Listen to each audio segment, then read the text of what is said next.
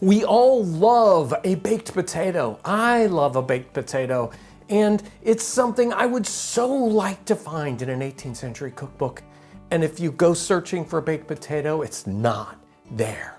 Is there a baked potato in the 18th century cookery of 250 years ago? Did they enjoy them? Yes. The reality is it's there and it's hiding under a different name. It's not as easy to make a baked potato in the 18th century, but they did it because it was just that good. Number one, potatoes have a fascinating history, and if we dig into them, we'll find a lot. We've done whole episodes on the potato itself, and they come from South America. They end up going to Spain, and they have a very interesting life after that. They kind of get really introduced into places like Ireland, and they grow very, very popular for especially that lower economic class because they're very easy to grow and very prolific. They're hidden underground. They have a lot of advantages to them.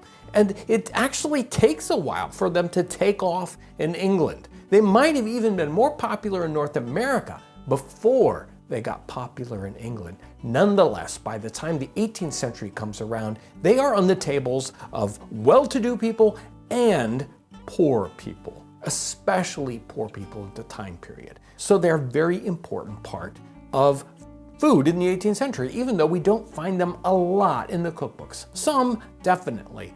Not a lot. And one of the things that we will not find if we go searching, if we just do a word search for baked potato, it's not there. And one of the reasons is they didn't call it the baked potato. They would call it roasting the potato. It's not something we necessarily, it's not the kind of terminology we would do because we put them in an oven. You might sacrilegiously do it in a microwave oven, or more likely your conventional oven. We just pop them in there at 350 degrees and just set them in there for an hour, and out comes a baked potato, and it's just so good. It's a no-brainer. Some butter and you've got the best dish in the world. In the 18th century, they didn't have the same kind of ovens we do. Ovens were not in every household, maybe only in more well-to-do households. Baking in an oven was a big investment.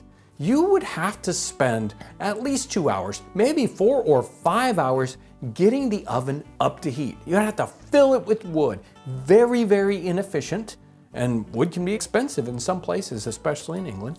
You rake out all the ashes and the coals, and you put the thing in you want to bake, and you close the door, and then you wait. And the problem is that these ovens, you get them up beyond the temperature you want to bake at, and then they kind of slowly get cooler and cooler because there's no continuous heat going into these ovens. For something like the baked potato, you wouldn't spend 5 hours getting your oven hot just so you would bake a couple of potatoes. It just isn't what happens. You're gonna bake 2 or 3 different kinds of things, something that bakes at a hot temperature, maybe bread, and then you're gonna bake cookies, and then you're gonna put stuff in the oven that bakes at a very low temperature, maybe even firewood for the next day or whatever. So the ovens weren't wasted on something like a baked potato. So how can we cook a baked potato not in one of those great big giant brick ovens? Our recipe today gives us the answer to that. This is James Jenks. You don't find even a lot of recipes for this baked potato, but it could be because it is so very simple and kind of a no-brainer. Some of these cookbooks, it's like they're not going to tell you how to boil water, right? It's like I'm not gonna give them these super simple recipes because they know how to do it already. The title is To Broil or to Roast Potatoes. First, broil them in the ashes. Cover over them or before a good fire in a Dutch oven. When near enough, peel them and cut them in two. Then broil them till they are brown on both sides, and then lay them in a dish and pour melted butter over them. So he's kind of doing a 2-segment section here. Right after that, there's a recipe for fried potatoes, for mashed potatoes, and that's about it for potatoes, really, in this whole cookbook. I was like, well, there's only a couple ways to do it. And most of the time, they just boiled their potatoes, sliced them, and put the little salt and pepper on top of them. And if they were rich enough, they would have butter that went along with them. Many times, it's just a little salt, and that's all there is to it. But boiling was the standard way of doing it. And we'd even find, if we dug a little deeper in the 18th century cookbooks, that we might find them kind of mixing and matching their techniques here. Like this one starts off with broiling them in the ashes and then finishes them off till they are brown on both sides. He doesn't even talk about the method. Are we putting them on a gridiron and doing that? Or putting them just right by the fire? Really good questions. Let's look at this first part. First, broil them in the ashes, covered over them. That's how they're baking them. They're baking them in the ashes. Now, you probably heard of people taking potatoes like this, covering them over with tin foil or aluminum foil, and putting them in a campfire, like just tucking them in the ashes of the campfire. Well, we're doing something similar to that. In fact, every cooking circumstance in the 18th century, or almost every one, is exactly a campfire. It's just indoors, it's in the kitchen, it's on the hearth, just like we've got here. And when you're cooking in the 18th century for any great amount of time, you say you're gonna be cooking a soup or a stew or whatever it is, it takes a long time. And you have to have this constant fire going. You've got this campfire in your house. And if you've ever tried to do that, try to keep a consistent heat source on something like a pot of boiling water for hours at a time, you have to constantly be working on your fire. So you're building it up, it's going down, you come back 5 minutes later, you gotta put a little bit more wood in it. You gotta move away. After a while, you have to move some of the ashes and the coals off to the side so you can keep a good fire underneath it. Because the problem with a hearth like this is that it smokes unless you have just the right kind of fire. If you have just a kind of a warm, coalsy kind of fire going on, and that's all you're cooking with, it will fill the room with smoke. There isn't enough kind of heat going up the chimney to carry all that smoke away. So you have to constantly be tending it. To tend it, you have to move some of the coals and some of the ashes off to the side. But you don't waste those. Those are actually the perfect cooking atmosphere for things exactly like what we're doing here. And when he says, oh, just broil them in the ashes, then people in the 18th century know exactly what he's talking about. It's like, oh, I've got this other cooking heat source off to the side here, this pile of ashes and coals that we will be working on to cook our potatoes or other kinds of things that need a more gentle fire. And notice when he says this, he says, cook them in the ashes, not in the coals. And we would think, well, we're gonna cook them in the coals. That's where all the heat is. Well, we don't have aluminum foil or tin foil in the 18th century. So for our potatoes, the ashes are going to be doing the job of that. They're going to be both insulating them from too much heat and from not enough heat.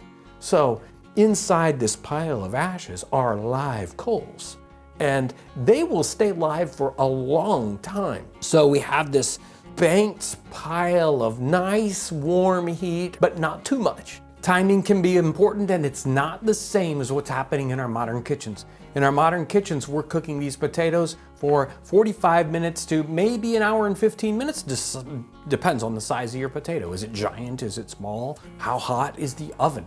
Well, we are not working with these circumstances. Our pile of ashes is much more difficult to work with, probably a lower temperature. So this is going to take much longer.